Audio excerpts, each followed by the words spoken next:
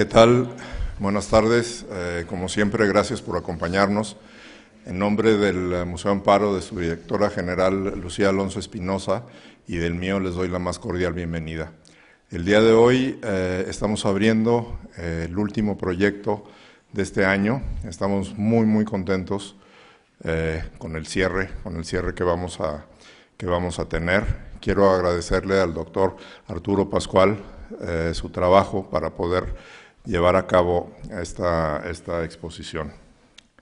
La exposición se llama Divinos Señores de la Montaña, la Sierra Norte de Puebla en tiempos del Tajín, y es una colaboración entre el Museo Amparo, el Instituto de Investigaciones Estéticas, el Instituto Nacional de Antropología e Historia y el Museo Comunitario de San Juan Xutetelco.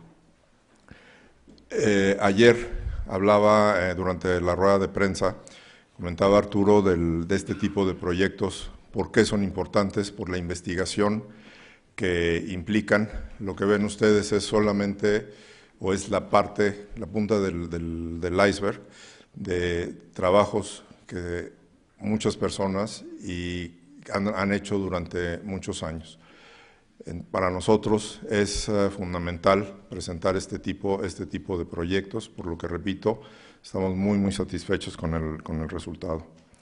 Quiero agradecer, obviamente, al doctor Pascual, a la Secretaría de Cultura, al Instituto Nacional de Antropología e Historia, en especial a Eva Ayala Canseco, directora de exposiciones, a Josimar Fuentes, coordinador de este proyecto, a Claudia Reyes Flores, directora del Museo Regional de Puebla, a Renato González Mello, director del Instituto de Investigaciones Estéticas, y a Rafael Julián Montiel, director del Museo Comunitario de San Juan Xutetelco, y como siempre a los equipos del Museo Amparo, que han trabajado duro para poder presentar lo que van a ver en unos momentos. Los dejo con el doctor. Gracias. Muchas gracias.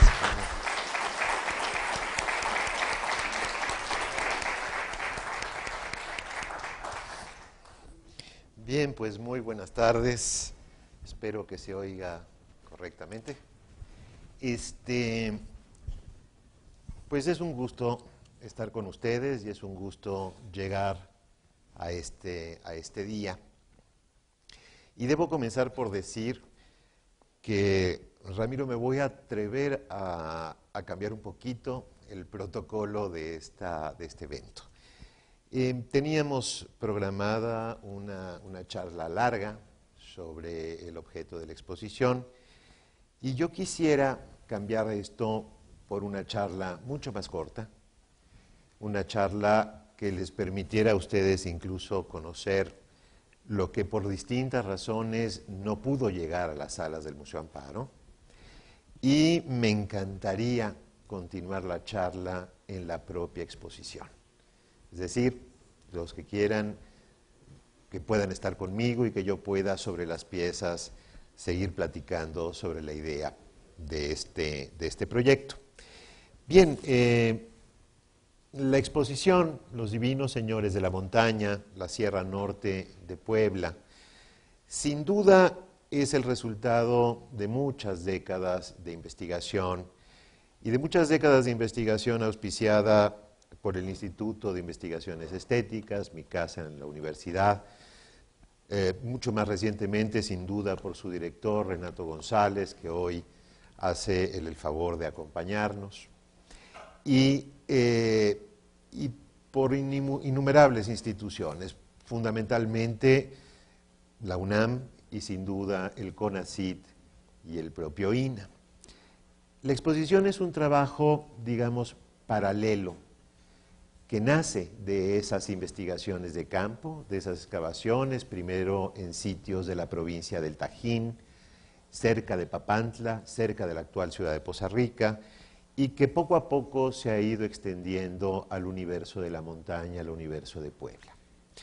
La exposición pretende mostrar por vez primera al público general cuál fue la relación que en la antigüedad hubo entre los sitios de la llanura costera del Golfo de México, aquellos que particularmente rodean al Tajín, pero también a muchos otros que se distribuyen entre las cuencas de los ríos Tecolutla y Nautla, que fluyen con un gran caudal de agua hacia el mar, hacia la costa misma, y una serie de asentamientos serranos que aparecen muy cerca del propio Tajín y de estos sitios de la llanura costera. Podrán verlo en la exposición, lo refiero ahora. La relación entre la montaña de Puebla y la llanura costera del norte de Veracruz ha sido verdaderamente ancestral. De hecho, en la colonia no ocurría otra cosa que reconocer los caminos y la importancia de la sierra para la llanura costera. Para tener una idea básica, Hueytlalpan, en la Sierra Norte, durante todo el siglo XVI y parte del siglo XVII, se encargó de la doctrina, se encargó de que sus sacerdotes bajaran a Santa María Papantla y fueran ellos quienes tuvieran en el cobertizo que existía entonces misa en la Tierra Caliente. Es decir, todavía hoy en día ese universo que forma Jicotepec de Juárez, Huauchinango y abajo Poza Rica y Papantla, sigue siendo un territorio entremezclado.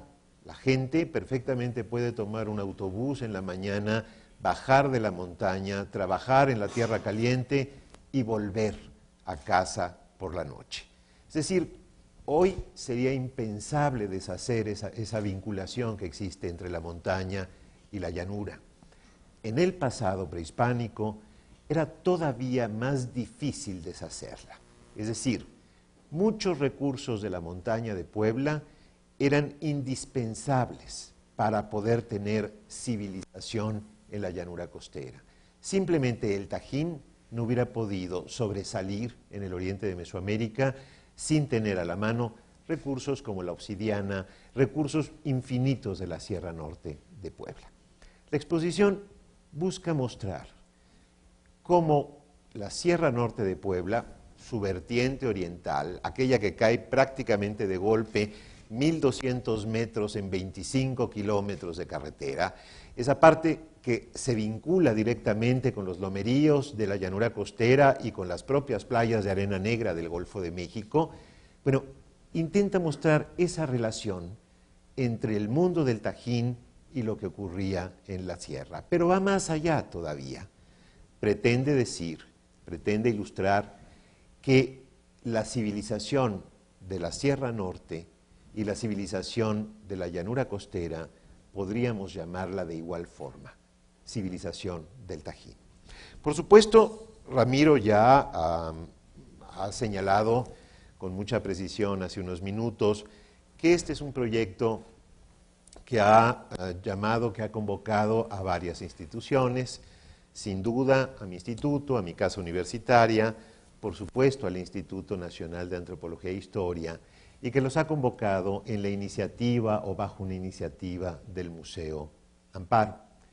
En este trabajo, además, tengo que comenzar por reconocer y agradecer el empeño y el esfuerzo que el arqueólogo Raúl Rocha dedicó para que lograra colocarse en estas salas toda una serie de ejemplos de la civilización o de la cultura material de la Sierra Norte de Puebla. Pero tengo que decir, sin duda, que don Rafael Montiel, el director del Museo Comunitario de Xutetelco, jugó un papel fundamental. Yo espero que quede él y sus acompañantes que hoy están con nosotros complacido por la manera que estas piezas quedan exhibidas en la exposición. Y, por supuesto, a mis alumnos, que cada día son más mis colegas, que se encargaron de todos los dibujos, que me ayudaron con la parte de la organización, Samira Medina, Said Rico y Betsabe Escamilla, que sin duda estuvieron pendientes incluso hasta el día de ayer tarde sobre los requerimientos de la exposición. Pero hay alguien más, o dos más, y sus equipos, sin su trabajo no hubiera sido posible esta exposición. Sin duda, Sergio Flores y Andrés Reyes, personal del Museo Amparo, que han logrado generar una exposición y una museografía disfrutable y en momentos sorpresiva. Ustedes la podrán juzgar dentro de unos minutos. Pero también, como todo, las exposiciones o los proyectos arqueológicos o cualquier empeño que uno tiene, no siempre cuenta con todos los materiales, en el caso de una exposición, que fueron pensados originalmente para que concurrieran en ella. Aquí faltan cosas, y faltan cosas por una serie de dificultades de orden administrativo, que no tienen que ver con nosotros, que no tienen que ver, por supuesto, con el Museo Amparo, pero que hicieron estas circunstancias que no todas las estelas que debían estar están, que no todas las vasijas que debían estar están. Pero a falta de ellas, y no echándolas de menos, porque finalmente lo que aparece en salas cumple bien, en mi opinión, la intención original, todos estos objetos quisiera mostrarlos ahora en esta pantalla y platicarles un poco más sobre qué fue ese mundo serrano en tiempos del Tajín y cuáles son esos objetos que, aunque no echamos de menos, hubieran tenido un lugar excelente entre estos muros. Muy bien, vamos a comenzar. Tengo yo el control del aparato solo para... Supongo que esto se prende... Ahí.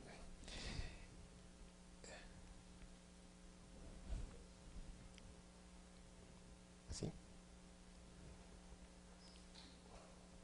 Ok. Y la primera diapositiva en realidad es solo muy brevemente para enmarcar el periodo de tiempo que queda reunido en estas salas. En realidad 350 a.C. hasta 1100 después de Cristo. Una cantidad de siglos muy impresionante en la que Sierra Norte y Llanura Costera compartieron un mismo modelo cultural. En el lado izquierdo aparecen incluso los referentes de las grandes culturas de Mesoamérica que de alguna manera tuvieron injerencia en estos territorios. El mapa tiene algunas indicaciones de ríos y de sitios que son importantes para la exposición. Villa Lázaro Cárdenas, en el parteaguas de la Sierra, un lugar excavado por un salvamento arqueológico del INAH a cargo del doctor Sergio Suárez, quien amablemente participó en la exposición y permitió y facilitó que una ofrenda funeraria de un antiguo gobernante esté en esta sala de exposición.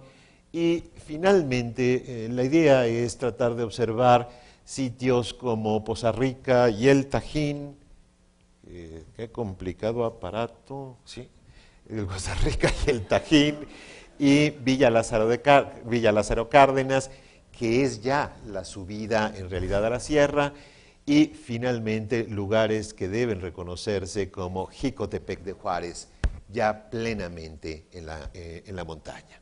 Bueno, en este universo,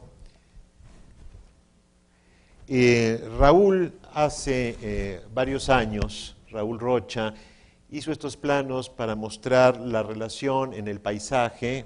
Es cierto que ahora va para acá. ¿Ya ven? Ok, ahora volteo. No, ahora regreso. Aquí. Y para mostrar la llanura costera, la posición del Tajín, Morgadal, que son sitios cercanos, y la manera en que la montaña asciende, el área de Yogualichan, en fin. Poco para mostrar también la relación que hay entre los sitios de montaña y los sitios de llanura costera.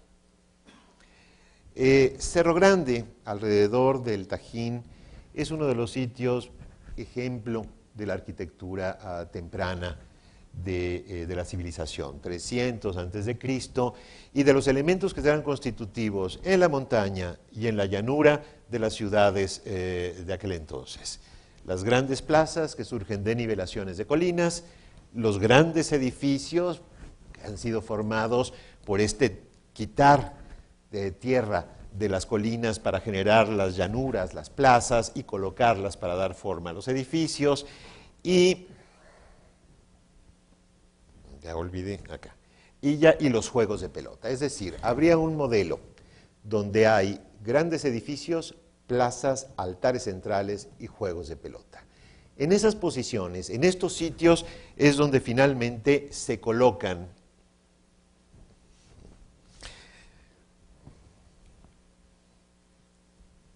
los altares, y en los altares aparecen una serie de entierros que corresponden a las víctimas de sacrificio de los juegos de pelota.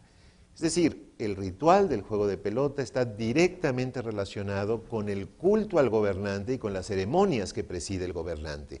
La exposición, que vamos a ver en unos minutos, tiene por hilo conductor precisamente a los gobernantes y su quehacer en la gestión de estos sitios. Una reconstrucción ideal de alguna de estas cabezas decapitadas que aparecen colocadas en los altares. Hay que tener en cuenta que el juego de pelota presidido por el gobernante termina inevitablemente con un sacrificio de sangre, con un sacrificio ritual, y ese sacrificio ritual siempre es la decapitación. Vistahermosa, otro de los sitios similares al Tajín en sus cercanías, tiene un relieve temprano, probablemente de los 2 siglos de inicio de nuestra era, donde aparece un personaje descarnado, parte de un personaje descarnado, serían las costillas, el esternón, el brazo, aquí continúa con la mano, y lo que me interesa aquí es cómo esta mano toma una cabeza del pelo, y es precisamente de estas cabezas decapitadas. Hay que tener en cuenta que los juegos de pelota de aquella época estaban conformados por sillares de piedra, es decir, grandes sillares de piedra que servían para construir los muros o los paramentos de ese corredor ceremonial.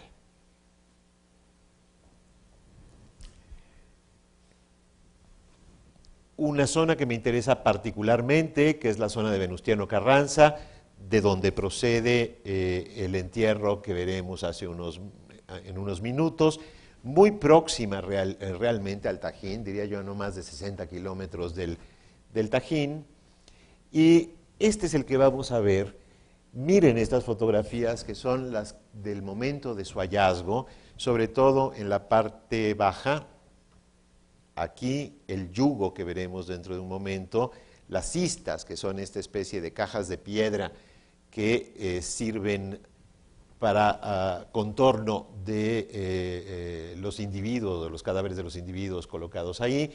Son las excavaciones de Sergio Suárez en Lázaro Cárdenas, y la posición, yo sabía, y la posición del pendiente, regreso, la posición del pendiente que vamos a ver en un momento dado. El individuo masculino, una mujer, y el yugo que es sintomático del mundo del Tajín, estos esculturas de pequeño formato que suelen aparecer relacionadas con los entierros.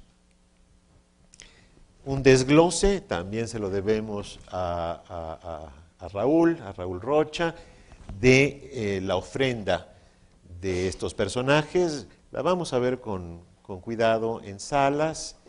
Y Morgadal Grande, en un dibujo reconstructivo cuyo propósito es simplemente dar cuenta de cómo la parte alta de los cerros se convierte en el centro ceremonial, en el centro político de todas estas ciudades, y es ahí donde comienzan a aparecer los monumentos de piedra relacionados con los gobernantes. La plataforma norte de Morgadal Grande, y en la plataforma norte, en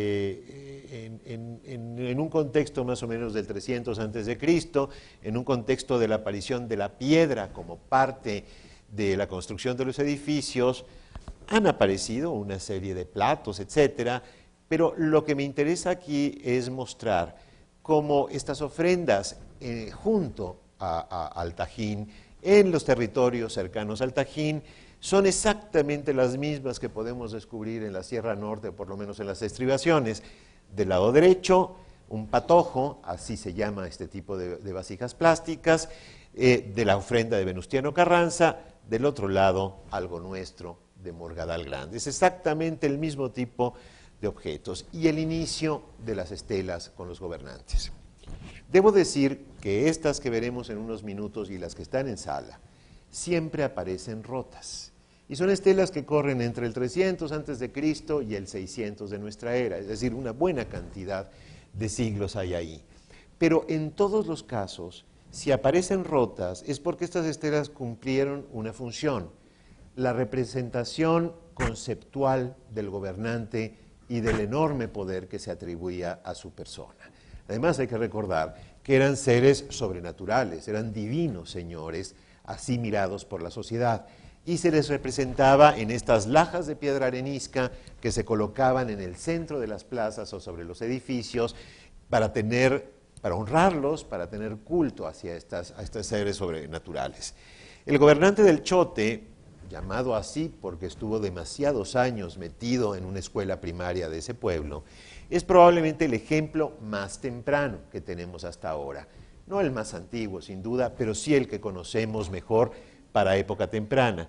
Y siempre es esta posición, el gobernante de pie, los pies bien estirados, en este caso las manos libres de objetos y un enorme tocado que le corona la cabeza. Este formato es el que finalmente se va a ir reproduciendo a lo largo de los siglos, junto con un esquema de gobierno, que esto es bien interesante, como hasta el año 600 de nuestra era, cada ciudad proclama su gobernante, tiene su centro ceremonial, establece sus propios cultos en función del juego de pelota que preside el gobernante, pero cada ciudad domina una fracción mínima del territorio. Todas están enganchadas con autonomía, si me permiten la expresión, a las rutas comerciales que bajan desde la Sierra Norte de Puebla y que se extienden hacia el sur sobre la llanura costera, probablemente hasta el sur mismo de Veracruz. Es decir, todos estos sitios, Vista Hermosa, Morgadal, Cerro del Carbón, Tajín también para esa época, Corralillos y una serie de asentamientos más, tienen 100, 120 kilómetros de superficie, ese es su universo, y todos definen sus fronteras en oposición con los vecinos. Ah, qué cosa más complicada, definir fronteras propias en oposición de los vecinos. Es decir, esto es prácticamente un gatillo para que se desaten las guerras internas. De cualquier manera, Sierra Norte y Llanura estuvieron articulados de esta manera durante siglos. Sus juegos de pelota, el caso de Morgadal, la veremos, esta sí nos acompaña, siempre son paramentos de piedra, muros de piedra formados por sillares. Y los sillares, los de la parte alta, suelen tener representaciones de serpientes. Representaciones de serpientes que pueden incluso estar entrelazados los cuerpos y las cabezas a cada uno de los lados de cada uno de los paramentos. También una de ellas está con nosotros en la exposición. Pero estos mismos juegos de pelota comienzan, y estas estelas, comienzan a adquirir un modelo de civilización que está en toda la llanura costera, que se extenderá incluso hasta Guatemala, y que tiene que ver con el final del mundo olmeca. Entonces, esto que conocemos bien en Cerro de las Mesas, no lejos del puerto de Veracruz, en la laguna de Alvarado, que también tienen estelas, que también tienen ofrendas en entierros a sus gobernantes, etcétera, producen más o menos el mismo modelo que servirá para las estelas de nuestra área. Es decir, el personaje de pie, en este caso cargando con la mano izquierda una bolsa y en este otro un bastón. Eso es lo que va a definir al gobernante en su representación ideal y es el modelo, digamos, sobre el que opera el culto del gobernante. También algo que no es tan fácil encontrar en la región, que son estas lápidas. Estos pequeños les llaman soportes de espejo, que serían parte probablemente de los atuendos. Decía hace unos momentos que todo esto aparece roto. Y todo esto aparece roto porque, introducido ya más el modelo del gobernante, tendremos que reconocer que estos objetos tenían una corta duración, tenían un valor simbólico igual al de la vida de cada uno de los gobernantes. Es muy probable que una vez que esos gobernantes fallecían, se destituían o lo que pasara en fortuna con ellos, terminaban sus estelas reusadas en tareas simples de albañilería. Es decir, la piedra volvía a tener sentido en función de las construcciones. Lo voy a poner como muy claro. Cuando termine en un año la presidencia de Peña Nieto, la cuantiosa cantidad de fotos que hay distribuidas en los estados y en la capital de la República, en menos de 24 horas, desaparecerá y quedará sustituida por la foto del siguiente. Poco lo mismo. Pregúntense, ¿qué harán en un año entonces con las fotos descolgadas de Peña Nieto? Quizá conservarán los marcos, eso sin duda, y los reutilizarán. El Tajín reutiliza también todo. Pero ¿qué pasará con las fotos? Papel será. Y será como este papel que utilicé ahorita para escribir algunas cosas y lo desecharé a la salida. Entonces, es exactamente lo mismo. La diferencia, sin duda, son que es soporte de piedra, que en este caso sirve perfectamente para utilizarlo en la albañilería de los nuevos edificios. Del Museo de Jalapa, un ejemplo extraordinario que quedó encerrado en las bodegas durante muchos años, hasta que un buen amigo, Rubén Morante, que fue director del museo, lo encontró. Se pueden encontrar cosas en las bodegas en ciertos museos. Lo encontró, lo sacó a sala, y es probablemente una de las estelas finales de esta manera de honrar a los gobernantes. Ya tiene que ver con el mundo teotihuacano y en realidad se está apropiando ya del estilo de las figurillas de esa época, 500 de nuestra era, una cosa así, y que ya incorporan el bastón, y aquí nada más se sugiere por la posición de la mano, el dorso de la mano, que estaría sujetando una de estas grandes bolsas ceremoniales. La Concha, otro sitio cercano, con la estela más grande que conocemos, 2,20 más o menos de altura, mal conservada porque en la Concha, los gobernantes de la Concha no disponían de magníficos lugares de aprovisionamiento de piedra, pero es sin duda una de las más grandes, y abajo un poco este mismo sitio con plazas, con enormes edificios. Diría yo que en el mundo del Tajín probablemente los edificios más grandes se construyen justo en lo que llamamos el protoclásico, de 0 a 300 de nuestra era. La Plaza Poniente de Cerro Grande, y aquí para mostrar alguna de las que hemos encontrado nosotros, y este es interesante un poco para que miren cuál es la estrategia. El gobernante seguía para arriba, sin duda, parte del bastón, parte baja de la bolsa, pero aquí la espiga que serviría para mantener parada la estela en las plazas o en lo alto de las edificaciones. Algunas de las excavaciones, para decir también que hacia el año 400 de nuestra era, el mundo teotihuacano comienza a influir en toda Mesoamérica. Por supuesto, no se escapa esta región del Golfo, ni tampoco la llanura costera como la Sierra Norte, de comenzar a integrar una serie de objetos que son propios de cuño teotihuacano y también una serie de símbolos que vienen del centro de México. En este caso, cerámicas, diré algo más en la exposición, en este caso los tlalocs.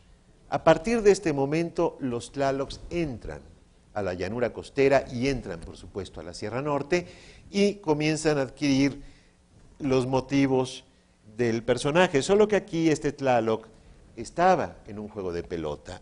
Los grandes dientes, los ojos con los círculos concéntricos, enorme nariz, un brazo, otro brazo, y los brazos ¿en qué terminan? En manos que toman grandes cuchillos. Es decir, es el tlaloc en el contexto de los juegos de pelota, que es el tlaloc como el gran sacrificador.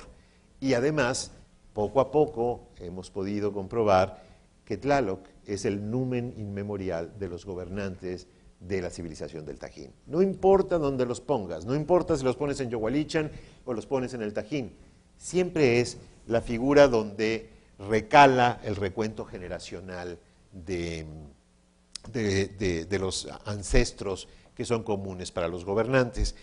Este dibujo podría ayudar a entender un poco los juegos de pelota más tempranos, construcciones de tierra, sillares de piedra en los muros, cada uno de los muros de los corredores ceremoniales, y un Tlaloc al que al menos Raúl y yo le tenemos cariño, porque nos costó un montón de trabajo sacarlo y salvarlo en cierto lugar de Cerro Grande. Ese machetito que ven abajo es famoso en nuestras excavaciones, de nombre El Ballenero, ¿no? Lo mismo para Vistahermosa, solo que aquí hay un emblema de Tlaloc, van cambiando las cosas, juego de pelota, incluso una versión del Tlaloc con cuchillos, pero que se ha desvestido de los rasgos de la cara.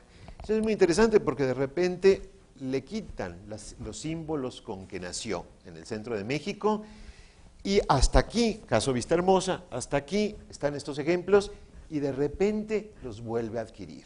Es decir, son procesos de ajuste a nivel de los símbolos que se están utilizando en la costa del Golfo.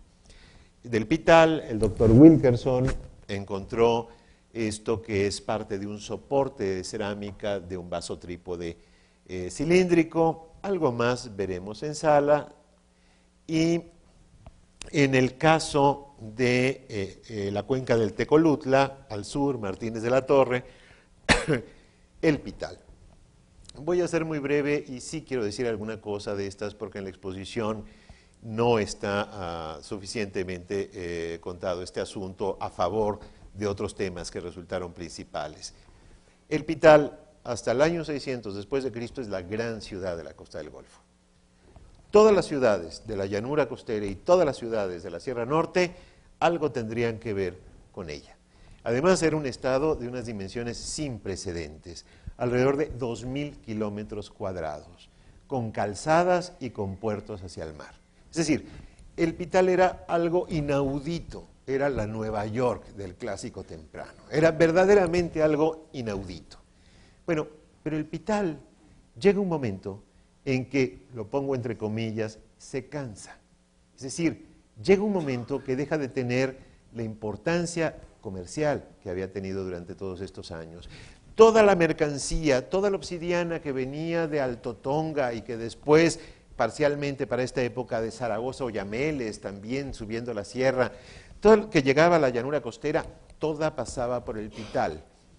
Toda la obsidiana que a lo largo de todos los siglos se consumió en el Tajín para las ceremonias a manera de grandes cuchillos o para hacer cualquier corte en pedazos de carne o lo que fuera, venía irremediable e inevitablemente de la montaña de Puebla. Toda pasaba justo por el Pital. Sin ser demasiado extendido, los puntos rojos muestran algunas ubicaciones específicas en la Sierra Norte. Yo no veo nada y creo que me lo sé. Uno es Aguacatlán, primero a la izquierda, el de hasta arriba, Tlapacoya el Viejo, y hacia abajo está Cuetzalan o Yogualichan, y un interesantísimo pueblo que es Yancuitlalpan, ¿no? Santiago Yancuitlalpan. Esto es el corazón de la Sierra Norte de Puebla. Y el corazón de la Sierra Norte de Puebla fue visitado por Dupé en los años anteriores, justo anteriores a la Guerra de Independencia.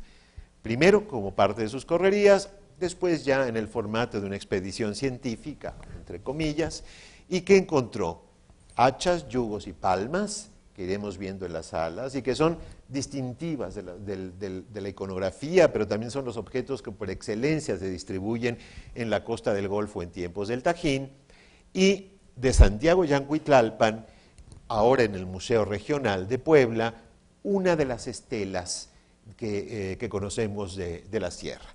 Interesante, tiene la bolsa, está el tocado, si creen que estos son los ojos, falso. Estos huecos en realidad hay un tocado ya de época más o menos del 500 de nuestra era, una cosa así, que tienen dos círculos en el tocado, como una advocación de Tlaloc, de los símbolos de Tlaloc. La cara estaría más o menos en esta posición y si miran ustedes, falta pedazo del hombro y el cuello. Y esto es precisamente lo que les decía. toman las estelas, las destruyen, las conforman de acuerdo a las medidas que requieren en sus nuevos trabajos de albañilería, y entonces, ¿cómo las encontramos?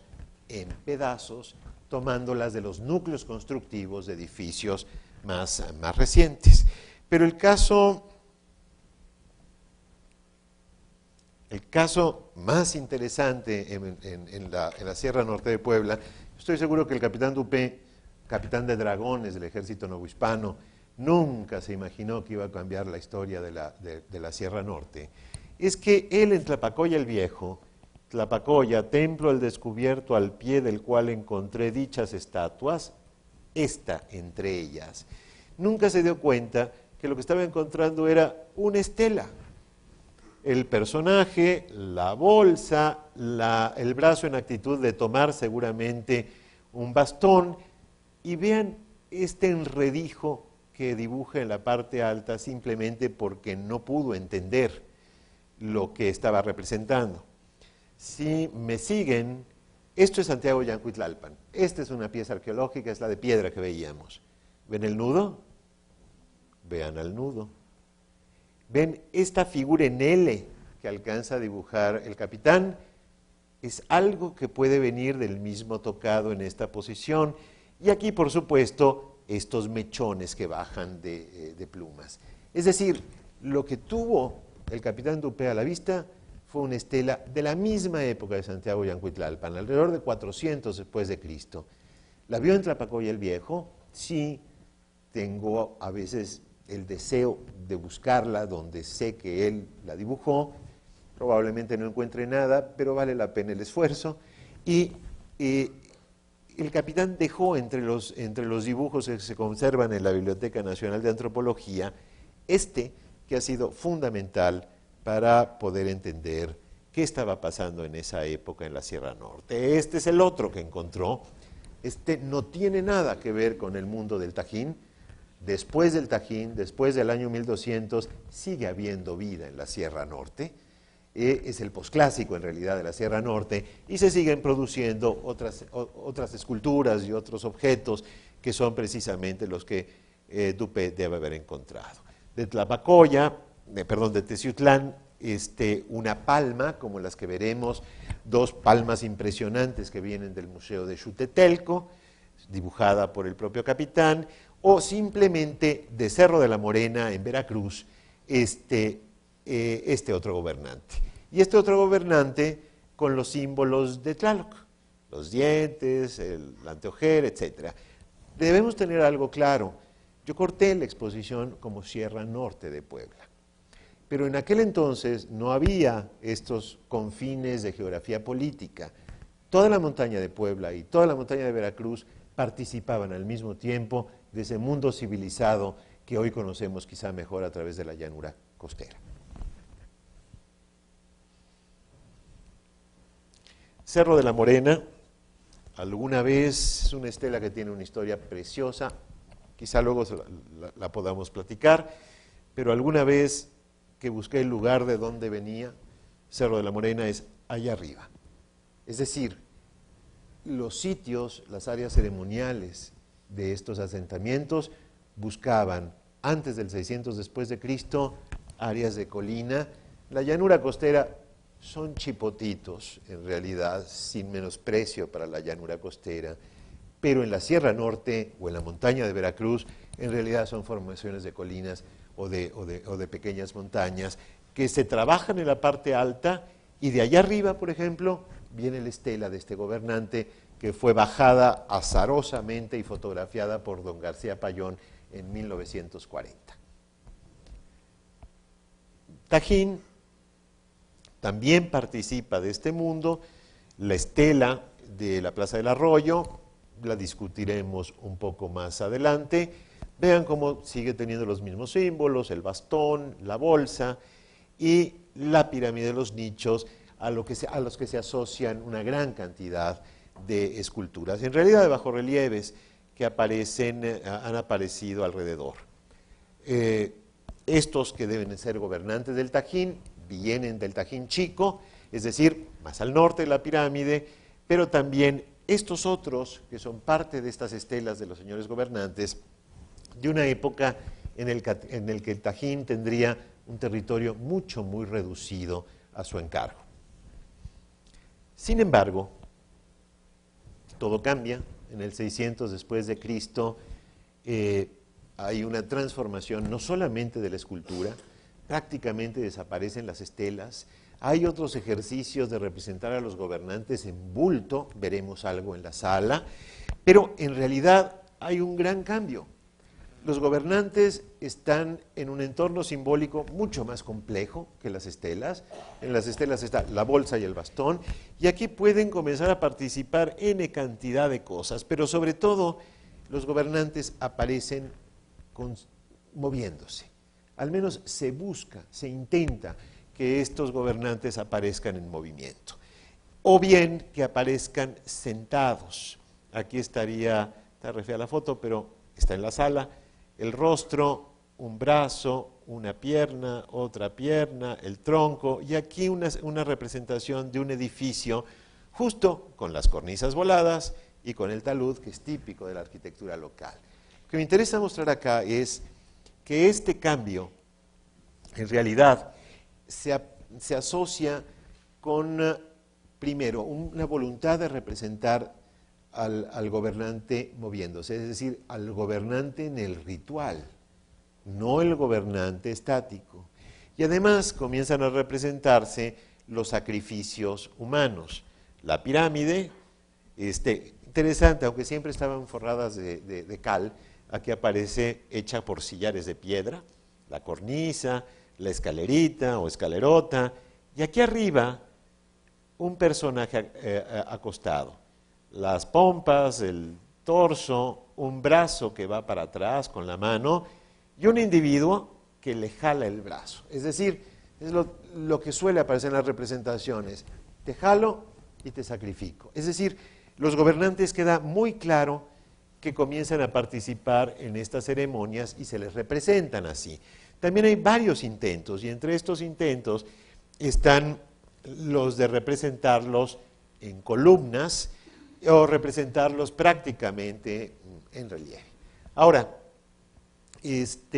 yugos, hachas y palma se convierten en el elemento más distribuido de la civilización del Tajín. No todos están hechos en el mismo lugar, no todos son del mismo material. En la llanura costera son de piedra arenisca, en la montaña de Puebla y Veracruz son de piedras duras, de piedras pulidas, pero también los hay en Yucatán. Una subestructura cercana al castillo de Chichén Itzá tiene un propio yugo. Rus, quien encuentra a Pacal, la tumba de Pacal en Palenque, encuentra yugos, hachas en las excavaciones de Palenque, es decir, el universo que recorren estos objetos, que además traduce realmente una integración ideológica importante de toda la costa del Golfo de México, llega hasta la costa pacífica de Guatemala, que es todo un problema interesantísimo porque el Istmo de Tehuantepec fue un corredor comercial muy antiguo. Es decir, hasta aquí la parte que quería mostrar. Lo que sigue lo prefiero hacer en la exposición. Y bueno, pues hasta acá, pues muchísimas gracias, ¿no? Entonces, gracias. Muchas gracias. No sé si haya alguna pregunta sobre esto que estuvimos viendo. Sí, lo que ustedes digan. Lo felicito, doctor, por su brillante exposición y magistral exposición. Solo una duda. Precisamente Roger Batra, seguramente que usted lo conoce, había concebido los famosos modos de producción hidráulico, es decir, desde el punto de vista de la base económica en el que se sustentarían el desarrollo cultural y político del cual usted magistralmente explicó, la conexión de la llanura costera y la montaña. Entonces, si ese marco conceptual de Roger Batra, que se aplicó mucho a las culturas prehispánicas, en especial con los aztecas, es decir, el desarrollo económico sustentado en el agua, ¿qué tan viable es este modelo, si se puede aplicar para la cultura del Tajín, la cultura olmeca, estas expresiones culturales, si tienen en el agua el sustento para el desarrollo económico, o bien hay otro modo de producción, hay otra forma de sustentación. Gracias. No, a usted.